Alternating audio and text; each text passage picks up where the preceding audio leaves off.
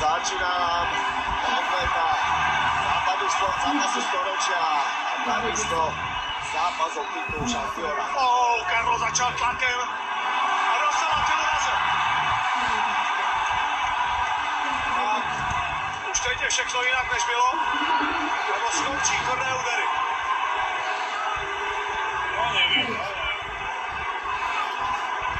Samozrejme zápas má úplne iný scénar ako ten prvý. Carlos dokázal dostať Attilu za zem expresne rýchlo. Aj v hornej pozícii. Ráno naozaj vyhovuje. Uvidíme, či sa Attilovi podarí dostať do pozície. A Attila je na nohách. A môžeme ju už len pod sebou. Ja sa ho snažím trápať údermi.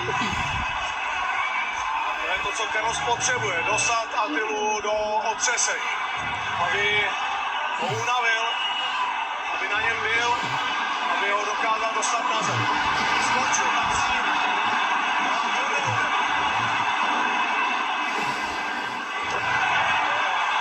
Že Carlos se ten se održí, ale tohle bude pro něj těžké. A je potřeba si uvědomit, že Attila vůbec není špatný na zemi, a pak Carlos by měl problémy v kariéře. No, Attila sa dostáva do hornej pozície, uvidíme, či sa Carlosovi podarí postaviť a už sme opäť na nohách, tak zápas je naozaj v neskutočnom tempe a hlavne fyzicky veľmi náročný. Pozor, Carlos je nebezpečný, tohle si nemůže dovolit. Attila se trefil. Tohle přesně to, co Carlos nesmí dělat, zbláznit se, chci si počkat na svou šanci. Ale jde za Attilou pro další takedown. Dává nepříjemné rány. Může to vypadat jako, že to nic moc není, ale věřte mi, že ano, že to Attila cítí. Další pokus do toho volného prostoru. Attila se dokázal udržet. Dává najevo svému rohu, že je zatím v pořádku. Zápas je od začiatku extrémne kondične náročný. Carlos sa stále snaží ísť dopredu, ale musí si dávať pozor na tie Attilové ruky. Carlos trefil do zelený. Právě, že ho vypnete, treba házet od kareta. Neskutečné, vyprodaná. Carlos znovu trefil.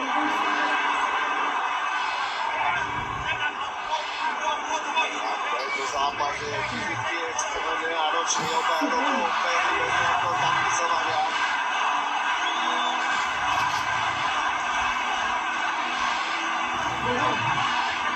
Carlos sa opäť ponoril, skúša tam spojiť tie ruky. Attila mu tam tu jednu stále kontroluje. Teraz sa mu podarilo podobať jednu nohu.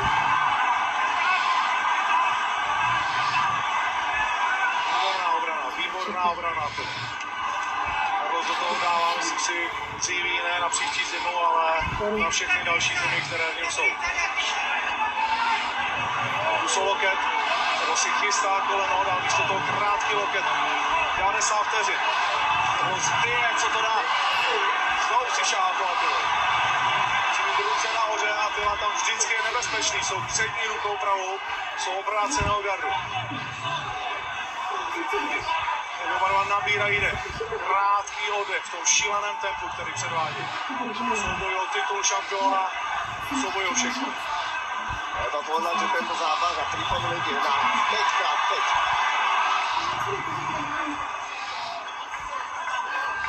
A všichni víme, že každá další minuta by měla svědčit spíš Carlosovi.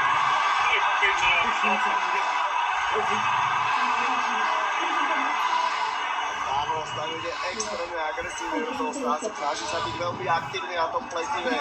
Je ve svém rohu navíc. Má Martinka, Ivance, Rafigaeva.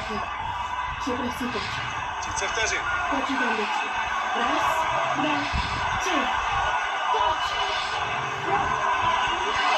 Dobrý zvedávek. Carlos je znovu na ně.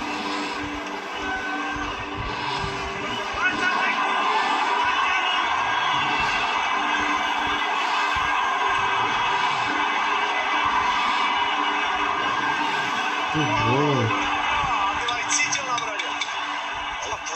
10 sekúnd. Šílené kolo.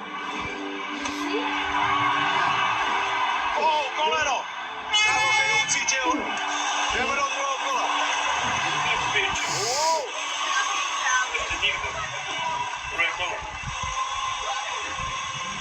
nedokážu sedět.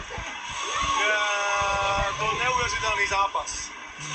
To tempo, do ktorého vbehli a stále môže ísť ešte 4 kola. To si neumím vůbec představit, že by to... Aj ja.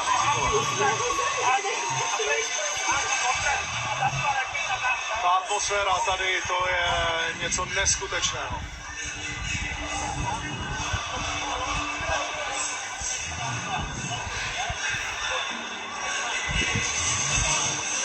Lidi nedokáží vlastně sedět. 10-9, všichni 3 bodový rozhodčí pro Carlose. Blízký konec se říká v takové chvíli, ale to se samozřejmě nestane. Sleduju Attilu a je, myslím si, dost vyděločený, potřeba se motá, tam minuta jako by ho spíš zakyselila než naopak.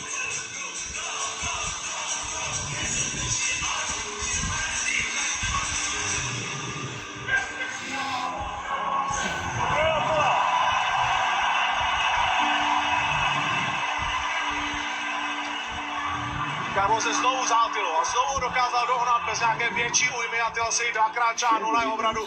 Carlos hodí Attilu nebo ne, má spojené ruce, tak jak to umí jenom on. Tohle je jeho zlatá pozice. Tady umí být 14 dní v kuse. Tak to je piči.